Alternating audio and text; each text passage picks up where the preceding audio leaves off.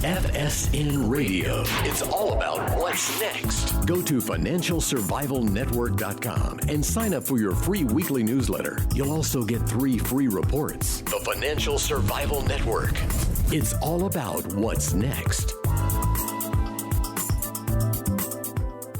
Welcome. You are listening to the Financial Survival Network. I'm Kerry Lutz, and it's April 16th, 2020. Well, if you think back a couple of months ago, I talked to my partner, Bill Powers, and I said, Bill, I just feel like the name of my site, my podcast, it's just not relevant anymore. Financial Survival Network. We're past it. And Bill said, no, Kerry, you've invested so much in your brand, you can't change it. You can't do it. And I said, yeah, you're probably right, Bill. I mean, but I don't know. It just seems like I'm out of step. And here we are 2 months later. And now I said, I was going to change the name of this show. Am I out of my mind? I can't even imagine. What are your thoughts on it? You think we're more relevant than ever? Just tell me, drop me a note, email kl@kerrylutz.com. Email is kl@kerrylutz.com. Our good friend, David Erfle, is here. You know him at Junior Minor Junkie. That's junkie with a Y.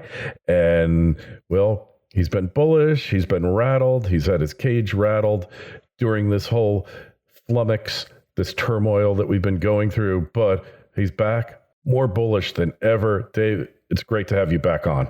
Thanks a lot, Kerry. Great to be back on. Thanks for having me on again. Of course. So you sent out a couple of weeks ago a sell alert. You were getting rid of everything. And here we are a few weeks later. What a difference a day makes, huh? Oh, geez. I mean, we went from a false breakout to a false breakdown in 3 weeks to a V bottom that's even stronger than the one in 2008. I mean, in 2008, it took a few months to completely complete the V bottom, and here it took a few weeks. I mean, all of a sudden we went from a deflationary scenario where everybody was selling everything to get into to U.S. dollars at the second to the lowest rung on the Exeter pyramid. We got to get into dollars. We got to get into dollars. Everything was sold, including gold shares. I mean, especially juniors who were just eating up capital. They were the first things to go. So everything was sold. And then now all of a sudden you've got the Fed and all these global central banks revving up the printing presses. You're putting to use modern monetary theory into practice. And all of a sudden you've got oil at $20 a barrel, gold at $1,750 an ounce, miners rubbing their hands together, saying, "Oh my gosh, we're going to make all kinds of money." The Canadian gold price is at over $2,500. The Australian gold price is over $2,700. Just about every deposit now in Canada and Australia is economic. Yep, almost. And the juniors are trading at ridiculously low valuations. Yes. So we're in the AOC economy now. And when you get down to it, this is what she wanted. And this is what she's gotten, not through any efforts of her own, because she's too stupid for that. We all know that. But none of this can end well, can it? I mean, it's got to blow up. Yeah. I mean, she got her wish. No airplanes, no cars. This is a crazy time as far as shutting down the entire global economy for this virus. I mean, overkill is a word I can't use strongly enough, but I mean, it is what it is. We got to deal with it. And I like this. I like the fact that the gold price is going up. I like that, but I don't like the reasons it's going up. Yeah. But again, it is what it is. Brother, and, I'm with you on that. As far as juniors are concerned, it's pretty incredible what happened with the juniors, because technically, Kerry, the juniors have basically still been in a bear market since 2013. I'm sure we had a few success stories. We had a few stocks, more than a few stocks, that have done really well that were juniors.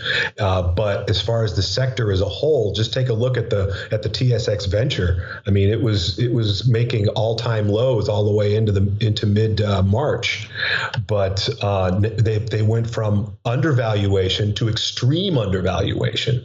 So with what has happened with the gold price, also with the futures price and the spot price being so far apart, people are scratching their heads on why it remains that way. Yeah. And people can't get physical anywhere. I mean, anywhere you go, if you do find it, you're paying a ridiculous premium.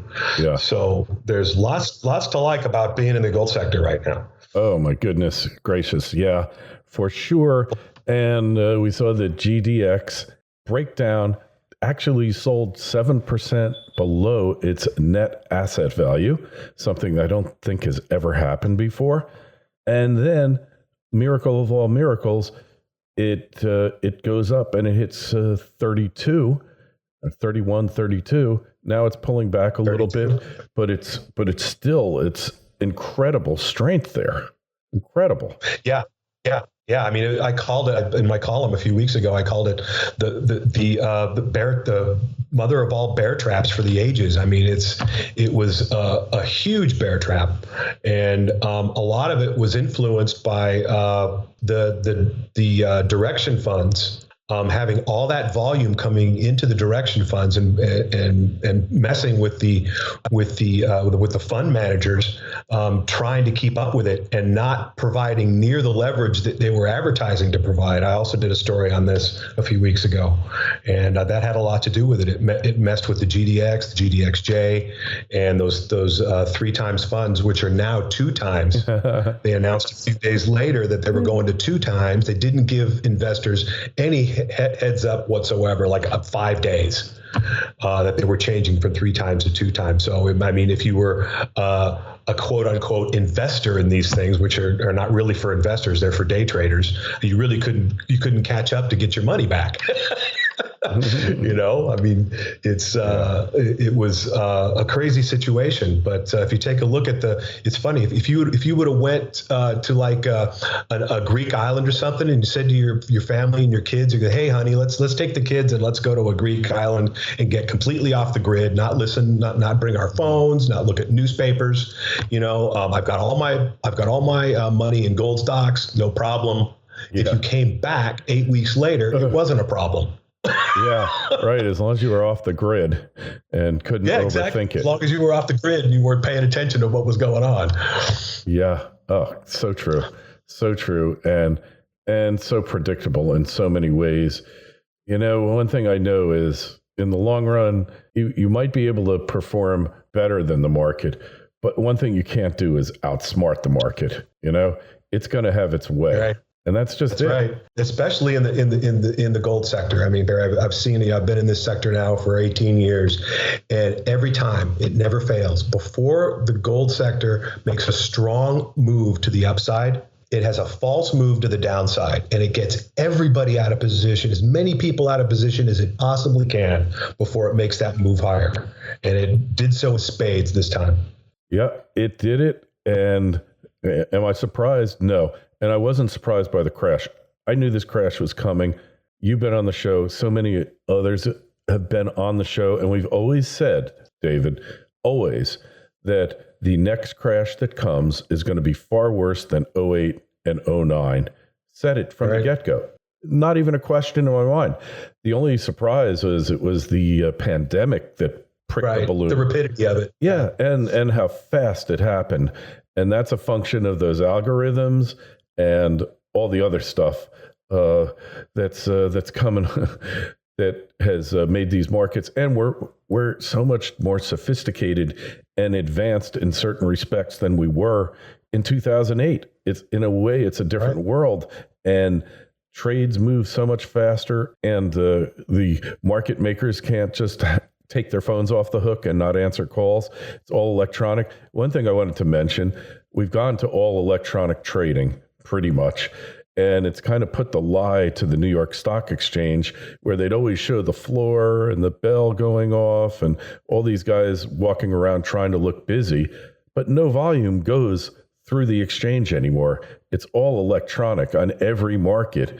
So we finally going to do away with the illusion that there's actually like a physical market, that it's really not just a network. FSN Radio. It's all about what's next. Trilogy Metals is a world-class developer in Alaska's Ambler mining district. The company already possesses 8 billion pounds of copper, 3 billion pounds of zinc, over 1 million gold equivalent ounces, and now over 77 million pounds of cobalt. Trilogy's Arctic project boasts an after-tax net present value of $1.4 billion with a 33% IRR. Trilogy is led by an experienced management team with proven success in discovering and developing projects in Alaska. The company is well capitalized, has no debt, and possesses strong institutional support. Trilogy trades on the New York and Toronto exchanges under the ticker symbol TMQ. To learn more, go to trilogymetals.com. That's trilogymetals.com. The Financial Survival Network. It's all about what's next. Well, basically, it is like that right now, Kerry, because they're closed. Everything's electronic now. Yeah. That's what I'm saying. There are no pits right now. Yeah. So I mean, you can't even have a gathering. I mean, they've taken away the right to free assembly. Yeah. I mean, it's right. You can't even do that, let alone trade in a pit. You can't even go pray.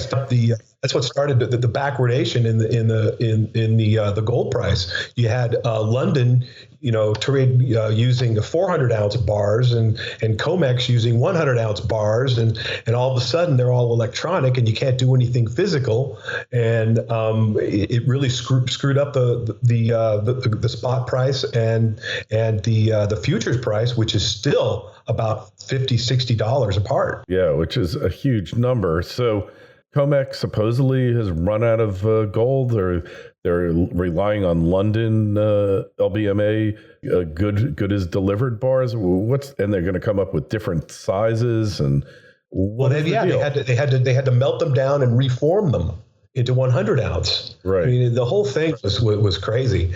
And South Africa closing down their mining operations for the first time in their 150-year history. Yeah, and look what they've been through for it to happen then. They've been through wars, revolutions, but they never shut the mines down. Exactly. Yeah, I mean, you're starting to see some jurisdictions come back online. Quebec just announced this week that they're coming back online, and a lot of these other places have deemed mining essential. But there are still a few that are still shut down. Mexico's still shut down. Nevada's open, Idaho's open. It all depends on what jurisdiction you're in, but it's created what this has done, Kerry. It's just created this just incredible buying opportunity in the juniors. I've been accumulating for the past few weeks, and I've never seen a situation. Well, I can compare it to 2016, because in 2016 it was kind of the same deal. We had the GDX was building that base for 6 months, and it had a false move below that base, got everybody out of position, intraday reversal, reversed higher, and didn't stop going higher for 6 months until the GDXJ was up 180%. Right. So I wouldn't be surprised to see something like this happen right now, because you've got the GDX knocking on the door of 7-year critical resistance. Correct. Once that breaks, it's going to bring all generalist capital in. It's going to bring momentum players into this tiny sector. And the juniors are finally going to outperform once that takes place. I mean, they've been underperforming for a very long time because silver has been underperforming. The silver and the juniors are pretty much linked at the hip. Yes. So we need to get silver back over 1850. And we need to get the GDXJ closing above 32 on a weekly closing basis. Mm-hmm. And that's going to happen sooner than anybody thinks. Might not be till the summer. Remember, last summer, I think you were in Vancouver then. Maybe you weren't, but yes. We were in Vancouver, and that was when the price started going crazy. And then it hit its limit, and it pulled back. And kind of just did a trading range from 1,500, kind of in the 1,500 range. It broke 1,500 a bunch of times. And then we woke up to this. So it just seems like the long-term bull market is kind of beyond being assailed at this point. Oh, yeah. I mean, the secular bull market, the next leg in the secular bull market, which began at the turn of the century, is now in progress. And as far as the miners are concerned, like I said, you just take a look at Newmont. Newmont is the largest gold miner on the planet, and it's already far exceeded its base. It had that same base that GDX has had, and it's broken out of it, and so has Barrick. Yes. So both Barrick and Newmont, who are the largest two global miners on the planet, have already broken out of this base, this 7-year base, and they're about 25% of the GDX. So it's only a matter of time before the sector follows them. Yeah, no, I totally agree. Interestingly enough, the mining company du jour during the Great Depression was a company called Homestake, and that mining company went up sevenfold, 700%. Right, paid a healthy dividend. Yeah, like a $50 dividend. Yeah, exactly. Yeah. So we're seeing, I think that Newmont is the Homestake of today, and so goes Newmont, so goes the sector, and so goes the dollar. Yeah, I mean, but the dollar. I mean, there's still a lot of need for dollars. I mean, most of the world's debt is denominated in dollars. Yes. So it's still nice to see the dollar and gold going up together as they have been for the past few years, because they're both being bought as safe haven currencies. Mm-hmm. And like so many have said, there's a shortage of dollars because the world's debt is denominated in it, and the world basically put in a short on the dollar like 15 years ago, and they're really taking it in the shorts now, right? Yeah, exactly. Yes. I mean, and then if you take a look at the dollar chart and the gold chart during this, they're both trading schizophrenic all over the place. Yeah. And but now, I mean, the market's pricing in that $1,550 floor. $1,550 was the Maginot Line of support for so long during the last bull market. And then once it broke it in early 2013, that ushered in the bear and drove gold eventually all the way down to 1050. And now the market is starting to price in that 1550 floor. Which is huge, but a lot of the juniors have yet to do so. So yes.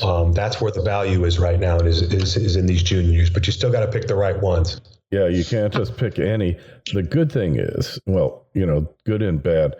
The bad thing is that there's an inexhaustible supply of subpar junior miners once this market gets going. Anything with gold in its name and silver is going to be a home run. But, the ability of Vancouver to mint new junior miners with very skeptical or very marginal projects, you should never underestimate that. Right, exactly, and now they're going to stay around for a little longer now, Kerry, because I don't know if you saw the venture just removed the financing price limit, so companies can finance at 1 cent now. Oh my God! So it's going to keep a lot of these companies around that need to go away. Yeah, that should have been gone. Yeah, exactly. So, we thought this was going to happen. We thought this was going to take place in 2014, 2015, where a lot of these lifestyle companies were finally going to go by the wayside. A few of them did, but not many. And I thought this was the opportunity for it to take place also. But now I don't think so. So you're still going to have to wade through a lot of garbage companies to find the jewels to invest in. Yeah, but in a lot of ways, that's easier than ever.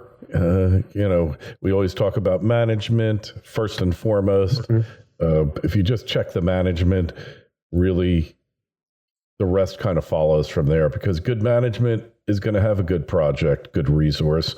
They're going to have the right people on the team, and they're going to eventually make it. Exactly. Yeah. I mean, if you have a great management team that has access to capital and they understand share structure and they got a lot of their own skin in the game and their project's in a great jurisdiction and it's district scale. Yeah. I mean, that raises your odds for success. Yeah, for sure. For sure. So as far as where we're at now, you think we're going to take a little breather? Price of gold, I mean, it hit 8-year highs. We going to take a little breather for a couple of months and then only start back in the summer, perhaps? Well, yeah, I mean, 1800 is really strong resistance, and 32, obviously, we talked about is strong resistance in the GDX.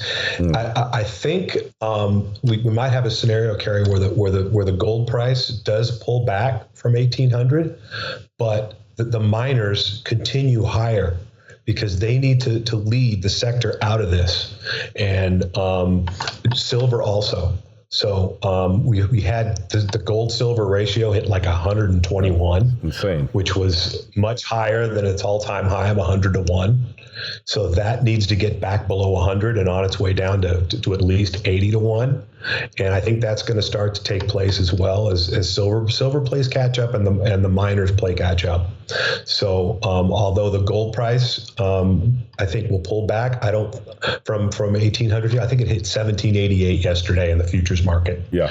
So yeah, I mean it's due for a pullback here. But as far as the miners are concerned, it's going to be interesting to see how they pull back. I think the weakness will be bought on their pullback more so than gold at first. And you know what's really interesting, what I noticed, and I think you probably noticed it in PDAC also, all of the really top tier juniors had completed their financing rounds either going into PDAC or 1 or 2 days after it. And so all the market turmoil had absolutely no effect on their operations other than making it harder in certain jurisdictions to actually go out there and drill. But they're well funded, and these guys are ready to move ahead. Right, exactly. And then on the flip side of that, Kerry, there was a bunch that were in the process of funding or about to fund, and they're kind of twisting in the wind right now because they need capital and they can't get it. Yeah.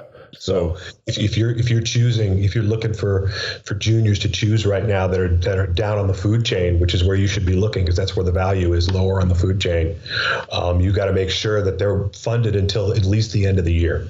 Yes. Yep. Because you don't want to invest in something that has to go to market right now or in the very near future. Yeah. Hey, I mean, that's really true because otherwise the companies that didn't raise the funds are going to be counting paper clips until the next. Exactly. And there are some worthy ones we should mention. They weren't all just marginal. There were worthy companies that that really just the timing was off for them. Right. Exactly. Yeah. I mean, and all of a sudden, on top of that, their jurisdictions are shut down, which is a good thing if you need money, because you're not sitting there you're sitting there eating capital already. I mean, if you're not operating, you're forced to not operate. You're not eating as much capital, but. These companies, unfortunately, there's a lot of great ones, a lot of really good companies, well-managed companies run by, honest, people with successful track records that just got caught with their pants down right before this thing took place, and they needed to raise money, and it's just unfortunate. But they'll probably be okay in the long run, but their share prices are going to be lower, and they might be forced to dilute a lot more than they expected. Yeah, and dilution is something that many investors don't pay enough attention to because the sector's been desperate for capital for so long that they've been willing to dilute the stock. And now, the chickens are coming home to roost because that definitely makes I don't care how high the price of gold or silver go up, but if you've got too many shares out, you got a bad cap structure that really injures or affects the investment proposition in your company. Oh, exactly. I mean, that D word, that dilution word, is the reason why the GDX is trading at the value it's trading at when gold was less than $1,000 an ounce. because in 2010, 2011, these majors, they diluted their stock to buy marginal deposits. So, once they did that, they ended up having to write them down, and all the dilution caused the GDX to go a lot lower than it would than it would have normally gone down. And now you've got it trading, like I said, at this basically the same price it was trading at when gold was $1,000 an ounce or lower. Yeah, crazy. And you would think these companies would be worth more money, but the more dilution, the less reactive, I guess you would say, they are to the price of gold. I mean, we always knew, like, it's the company itself, of course, the first and foremost is the price of the metal, and then the company itself as a business. How is it being run? And part of how it's being run is its capital structure, because it's got to maximize itself for investors to profit from it. And there's a balance there somewhere. But these companies have been so desperate. They've been counting paper clips for so long, David, that what choice did they really have? It was survival, dilute, or die. That's really what it was. So and then when the market knows you're desperate for capital, you got to attach that 2-year warrant and make it even less attractive to people coming in later on. So it's and we know that certain players in the market appear very magnanimous, generous, etc., but they're really sharks down deep, and they're looking to maximize their profits. And all of this is work to their advantage. Hey, just tell us, Junior Mining Junkie, how we get it, how we connect with you on the web. Sure. It's you can find me at juniorminerjunkie.com. It's junkie with a Y. And I also have a weekly column that comes out on Kitco every Friday morning. All right. Excellent. And that's where we connected. We'll have you back on again soon. David, thanks so much for coming on. Any questions or comments for David, myself, just email us, kl@kerrylutz.com, kl@kerrylutz.com, Twitter feed @kerrylutz. Of course, our main website, Financial Survival Network, and you can see all of our work there and all of our interviews. Appreciate you coming on, David. We'll talk to you again real soon. Thanks for having me, Kerry. Looking forward to it. FSN Radio. It's all about what's next. Go to financialsurvivalnetwork.com and sign up for your free weekly newsletter. You'll also get 3 free reports. The Financial Survival Network. It's all about what's next.